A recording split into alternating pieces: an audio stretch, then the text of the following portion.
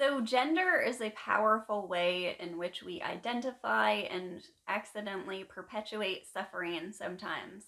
And so, when you look at this belief and you really examine what men and women are, and you really try to define feminine and masculine, it all falls apart.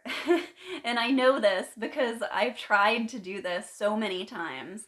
And I find this subject really interesting, and I also have made it into way more of a problem than it should have been. And yes, I am very mad about the tones that some spiritual teachers talk about women in, and some of the tones they use to talk about the general idea and the general idea, like perpetuating this idea of suffering and the hero's journey, which, yes, yeah, as if women are immune to suffering or something, but it sort of gives this sort of like idea or feeling that I imposed upon myself, and that is the true empowerment here. But it can sometimes give you the idea that this is enlightenment is for men. And I don't know why non duality is so male dominated. The qualities of awareness are neither male nor female. But here's the deal. So, male and female, the purpose of this separation and combination, just like my analogy about how we create, like making a collage, we cut the construction paper into pieces and then we use the glue to create these new forms. This separation, the purpose of masculine and feminine, male and female separation, is for creation. And so when we're not conscious of this and we're not enjoying the creation of it, whether you're actually, creating other human beings with someone or not, I'm talking about in a much broader sense. When you're not conscious of that, then the feeling lacking comes in, and you know that by how it feels. You know that you're not creating something that you were meant to create in those times. And so a lot of our beliefs in masculine and feminine perpetuate fear, and they perpetuate shame. And it doesn't matter if you're male or female which they perpetuate, but it can come out in different ways.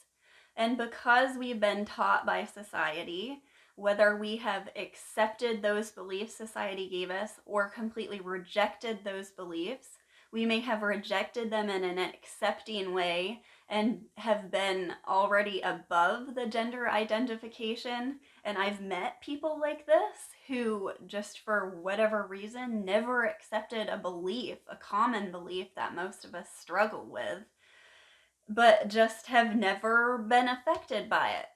Or they reject the belief, but they continually reject the belief. So they keep thinking about it, they keep fighting against it. And so I did this with being female sometimes. I felt like I was vulnerable and I did not want to be susceptible to hormones or cycles. And so I denied the fact that I was. And this worked really well. It worked quite well until I had my first son and I had postpartum depression.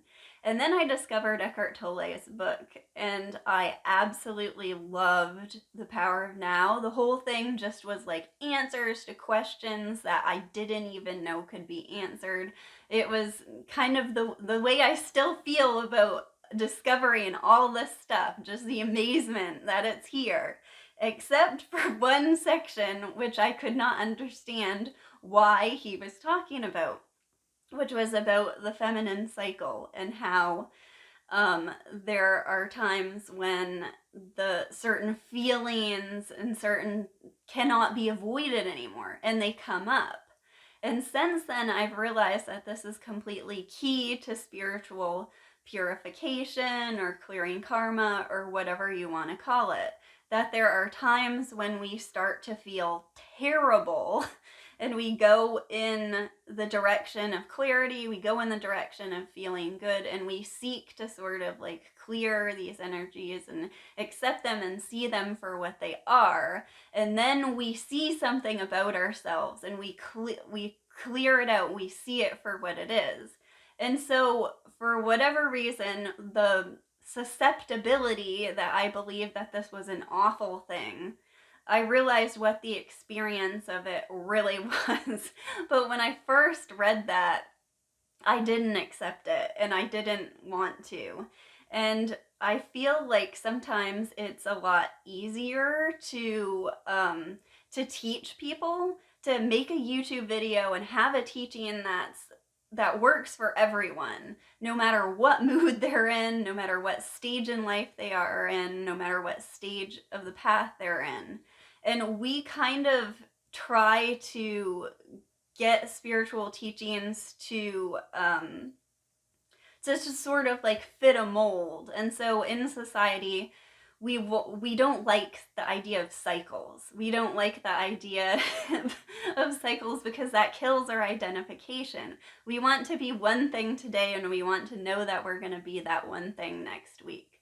And when you can let go of that, and when you can really flow with the experience, and when you can see that the body and the thoughts and all of it isn't really what you really are, and we've taken this one piece of our world, this one piece of what we're seeing, and we've called this us, this is me, and so I am a female because I fit these things, rather than just being aware of it all and accepting it all. We create all these yucky conflicts that don't have to be there. And one of the things that I miss so bad from being a kid and being just completely comfortable in my own skin, and one of the things that's like the Garden of Eden in the fall, is being able to relate with the opposite sex without all these sort of issues coming up of, oh no, am I leading him on? Or am I attractive enough? Or how is he looking at me? And I realized that all of these thoughts are happening in my own head. And there's not really this sort of framework. There was no Eve who sinned in the past who has, put all this weight on me that I now have to deal with. It's something I'm doing right now, that I can choose to do right now. And I found such empowerment beyond empowerment in spiritual teachings, in non-duality and meditation, and coming back to my direct experience and the sort of like power that is now. And there have been so many attempts, and I love the people for I know what they were trying to do, but attempts to empower me as a woman that started even when I was a preteen. For example, once we went to the STEM field trip that was only for girls, and they showed us all these sort of careers to kind of broaden our horizons and show us what we could do with our lives and that we could do these things too. But I came away with, and again, maybe this was my thought and my judgment, I came away with the feeling that the things that I really wanted to do and already knew that I wanted to do, like crafts and art, were less important than all these other things, and that I should go into doing these things if I am a real empowered woman. And so again, like, it's funny how we can use the idea of being female or masculine to empower ourselves or disempower ourselves. And again, it's all our own interpretation, our own connotations, our own thoughts about it that are creating that there. So again, it all goes back to creation, and it all goes back to knowing what you want to create. And having men and women is an incredible thing, and we can see the other and really appreciate things in the other that already exist within us. And really, it's all one thing.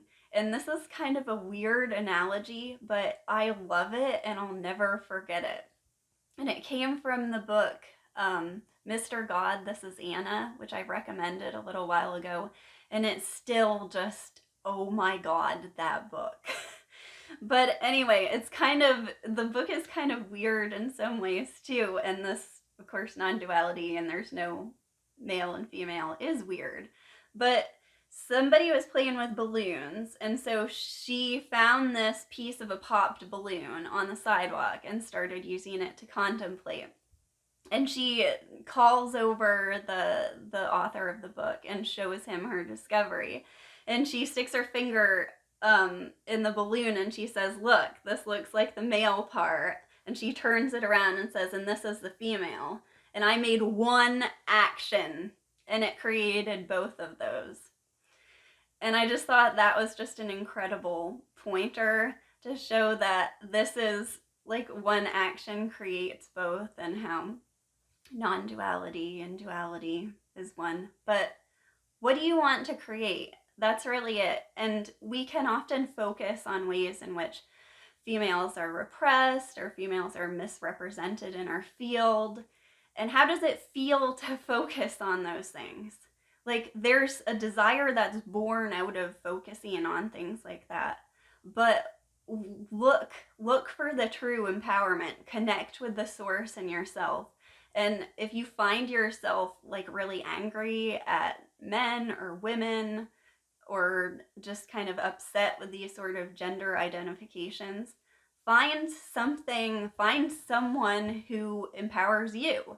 And it's like with the STEM thing, I wish I'd known at that time to find a mentor, find a woman who was doing what I wanted to do, and look at her. And if that's what I was taught, and if that's what we all were taught, is to find people who really inspire us, and to have nobody is focusing on all the suffering and all the inequalities in the world. We cannot hold those in our mind at the same time. So why is it that we pick the one to feel bad about it that we do? What do we want from that? What do we want to create out of that? How can we flip that, turn that around to inspire us?